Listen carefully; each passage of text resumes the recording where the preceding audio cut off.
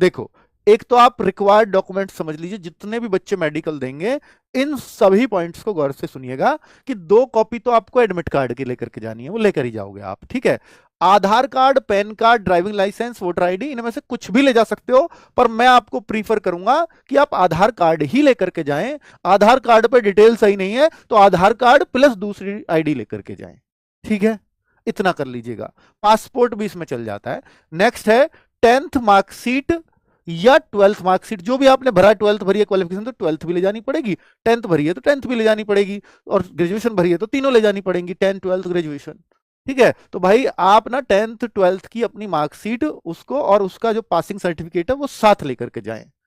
चलो, आप मूल निवास ये भी साथ जाएगा, जाति प्रमाण पत्र ये भी साथ जाएगा, जाति प्रमाण पत्र ईडब्ल्यूएस ये सब साथ जाएगा। सेल्फ अटेस्टेड, अब आप देखिए जाति प्रमाण पत्र कोई कहे मैं तो यूआर में हूं, तो उनको आवश्यकता ही नहीं है इस पॉइंट की, फिर जाति प्रमाण पत्र उसकी जरूरत ही नहीं है, लेकिन यूआर वाले ने ईडब्ल्यूएस बनवाया हुआ है तो उसको लेके जाना पड़ेगा, ठीक है। मूल निवास सबको, डोमिसाइल सर्टिफिकेट इसको बोलते हैं, ठीक है। कहीं असम साइड शायद पीआरसी बोलते हैं, परमानेंट रेजिडेंस कार्ड करके बोलते हैं, ठीक है। तो सेल्फ अटेस्ट ऑल डॉक्यूमेंट्स, ये सारे डॉक्यूमेंट्स जो है इनकी कॉपी करवा लेना और अपने साइन मारने हैं, किसी ऑफिसर के साइन नहीं चलेंगे। कोई कहे कि फर्स्ट ऑफिसर के साइन, अब नहीं है ऐसी कंडीशन, खत्म कर दिया वो, अपने साइन करने हैं फोटोकॉपी पे बस, ठीक है।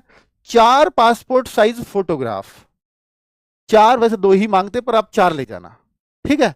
4 कलरफुल फोटोग्राफ आप लेकर के जाइएगा, और ये जरूरी नहीं है कि फोटोग्राफ हमें वही चाहिए जो हमने फॉर्म पे लगाए थे, ऐसा नहीं होता जरूरी, ठीक है, उसकी टेंशन मत लेना आप। 2 photocopy sets of all documents, self attested all documents, और 2 कॉपी लेके जाना, ठीक है। सेल्फ अटेस्टेड हो वो दोनों, इन सारे ओरिजिनल तो है ही, और इनके साथ सेल्फ अटेस्टेड कॉपी, तो एक आप सेल्फ अटेस्ट कर लेना, एक बिना सेल्फ अटेस्ट के ले जाना, ठीक है। तो 2 सेट ऐसे लेकर के जाने हैं, यानी 10th की एक में 10th 12th ये सब पे साइन मारने अपने, और एक बिना साइन के रख लेना, जरूरत पड़ेगी दूसरे भी साइन की तो वहीं कर देना, कोई दिक्कत नहीं है। एनसीसी का सर्टिफिकेट वो लेकर ही जाना, ये भी अटेस्ट करवाना मांगेंगे। बाएं हाथ के अंगूठे को साफ रखें, क्योंकि कई बार आपका ये स्क्रैच अगर वो ऐसे आ जाती हैं या कोई फेविक्विक वगैरह लगाई हो तो फिर वो दिक्कत कर देता है, तो ये फिर आपका मैच नहीं करेगा और आपको फिर वो विदहेल्ड में डाल देंगे, तो इसलिए बाएं हाथ का अंगूठा बहुत इंपॉर्टेंट होता है इसमें। चलो, और ये कह रहा है आधार जो आईडी है ना, आईडी में ये इनमें से कुछ भी आप ले जा सकते हो। अगर आधार कार्ड साफ नहीं है तो प्रिंट आउट वाला ई आधार भी आपका इसमें चलता है, जो ओटीपी से निकालते हैं हम आधार कार्ड है ना, वो वाला भी। पैन कार्ड, पासपोर्ट साइज, ये सब, एम्प्लॉयर आईडी, इनमें पर डेट ऑफ बर्थ मेंशन होनी चाहिए, वो सब चलता है यहाँ पर आईडी के रूप में। चलो नेक्स्ट, ये जो देखिए ये डेट थी जिसके लिए मैं कह रहा था कि ये डेट आपको याद रखनी ही पड़ेगी। एक तो 1 जनवरी, जिसमें 2 चीजें मांगी थी, 1 जनवरी 2025 10th 12th या क्वालिफिकेशन जो भी है, और साथ में एनसीसी सर्टिफिकेट। लेकिन इस डेट को क्या मांगा है, इस डेट को मांगा है आपका जाति प्रमाण पत्र। आप देखो, जो भी आपका ईडब्ल्यूएस हो, आपका ओबीसी हो, आपका एससी हो, आपका एसटी हो, यूआर वालों को कोई जरूरत नहीं है, तो वही इस पॉइंट को देखें, यूआर वालों को इसको इग्नोर करें। तो भाई कुल मिलाकर के अगर आपके पास इनमें से कोई सा भी सर्टिफिकेट है तो 14 अक्टूबर से पहले, 14 अक्टूबर 2024 से पहले बना हुआ होना चाहिए। बहुत इंपॉर्टेंट कंडीशन है। सबसे ज्यादा जब मेडिकल में बच्चे आए तो इस पॉइंट से परेशान थे, इसका सॉल्यूशन भी दूंगा बाद में वीडियो के, नहीं है तो क्या करेंगे। 14 अक्टूबर 2024, अभी क्या है आपके उसकी 25 चल रही है, ये 14 अक्टूबर तो खैर अभी गया है परसों ही, लेकिन ये 14 अक्टूबर 2024 से पहला बना हुआ होना चाहिए। इसके बाद चाहे आपने 15 अक्टूबर को बनवाया, बेकार है वो इसके अकॉर्डिंग, ठीक है, क्लियर। और ईडब्ल्यूएस वाले ये इंश्योर कर लें कि उनका जो है ईडब्ल्यूएस सर्टिफिकेट, केवल ईडब्ल्यूएस की बात है, ईडब्ल्यूएस सर्टिफिकेट 2024-25 फाइनेंशियल ईयर का ही होना चाहिए। ये फाइनेंशियल ईयर कब शुरू हुआ होगा, 1 अप्रैल 2024। यहां से ईडब्ल्यूएस की कंडीशन बता रहा हूं, के बाद का बना हुआ होना चाहिए, इससे पहला बना हुआ है तो बेकार है। तो ईडब्ल्यूएस सर्टिफिकेट इसके बाद का, और ईडब्ल्यूएस सर्टिफिकेट इससे पहले का, यानी ईडब्ल्यूएस सर्टिफिकेट 1 अप्रैल 2024 और 14 अक्टूबर 2024 इसके बीच का ही बना हुआ जरूरी है, बिल्कुल जरूरी है। यानी ये 6.5 महीने ही बने टोटल, इन 6.5 महीने के अंदर का बना हुआ ईडब्ल्यूएस है तो चलेगा, वरना नहीं चलेगा। इसका कहने का मतलब यह है।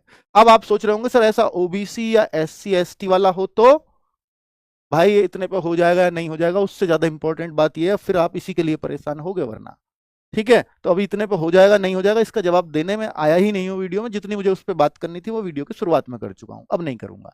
ठीक है, तो अभी फिलहाल इस बात पर ध्यान दीजिए। तो इसके बीच का आपका क्या ओबीसी भी इसके बीच का चाहिए?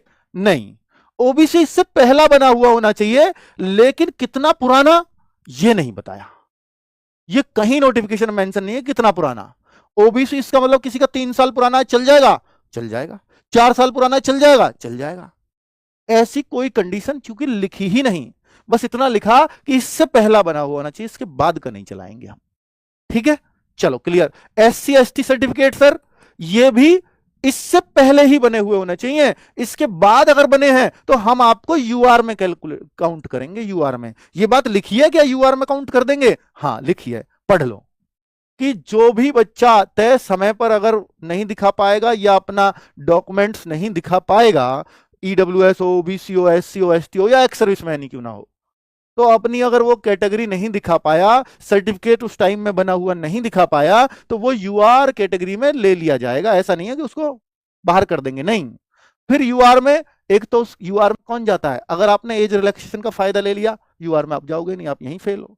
लेकिन आपकी एज भी 18 से 23 के बीच है और आपके मार्क्स भी यूआर से कैटेगरी से ऊपर हैं, तो ही आप पर विचार होगा, वरना तो आप बाहर हो, फिर आप जाओगे यूआर कैटेगरी में। क्लियर? चलो, तो भाई आगे अगर मैं बात कर लूं कि ये रहा एनसीसी का सर्टिफिकेट, एनसीसी वाले, एन एससी एसटी वाले भी कितना भी पुराना हो, 2 साल 3 साल 4 साल 5 साल कोई दिक्कत नहीं है, 14 अक्टूबर से पहले बना हुआ होना चाहिए एससी एसटी सर्टिफिकेट भी। अब एनसीसी सर्टिफिकेट के देख लो, आपको पता है मार्क्स तो आपको मिल ही गए हैं उसके, लेकिन इसने कंडीशन लगाई है 1 जनवरी 2025 से पहले आपका इशू हो चुका हो, ये प्रूव करना पड़ेगा। अगर इसके बाद का भी है ना, 2 जनवरी 2025 का भी है, तो हम आपके एनसीसी के मार्क्स काट लेंगे, फिर आपका नंबर आओ या मत आओ। ठीक है, चलो अब बच्चे कुछ सवाल हैं आपके जिनको मैं यहां लिख